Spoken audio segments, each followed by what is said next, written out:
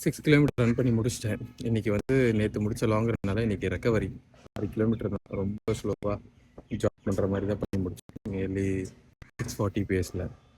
அது it was fine, not a big deal. ஏன்னா recovery தானே, ஜாலியாக இருக்கும். ஏன் வந்து இந்த ரெக்கவரி இம்பார்ட்டன்ட்னா, நீங்கள் ரெக்கவரி ஒழுங்காக பண்ணல அப்படின்னா நீங்கள் இவ்வளோ நாள் ஒர்க் பண்ணதே வேஸ்ட்டாக போயிடும். கடைசியில் போயிட்டு இன்ஜுரியில் தான் முடியும். ஏன்னா எனக்கு அப்பப்போ அந்த சயின்ஸ் தெரியும். அந்த ரீசன்னாலே நான் வந்து இந்த மாதிரி உட்காந்து அனலைஸ் பண்ணிவிட்டு ரெக்கவரிக்கு போயிடுவேன் மறுபடியும்.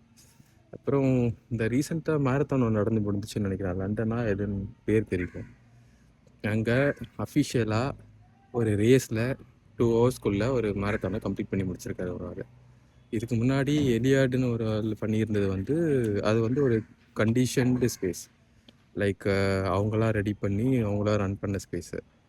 பட் இப்போ வந்து ஆக்சுவலான ஒரு ரன்னர்லேயே வந்து முடிச்சிட்டாங்க. ஸோ இது வந்து ஒரு பெரிய விஷயம்தான். ஹியூமன்ஸோட கெப்பாசிட்டி எந்த அளவுக்கு இன்க்ரீஸ் ஆகிருக்கு அப்படின்றது வந்து இதை வச்சு தெரிஞ்சுக்கலாம்.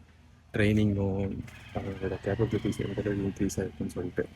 ஸோ இதுலேருந்து என்ன சொல்ல வரேன்னா, நீங்களும் வந்து உங்களோட லிமிட்ஸ் அப்பப்போ டச் பண்ணால் தான் உங்களால் என்ன பண்ண முடியும் அப்படின்றதே தெரியும்.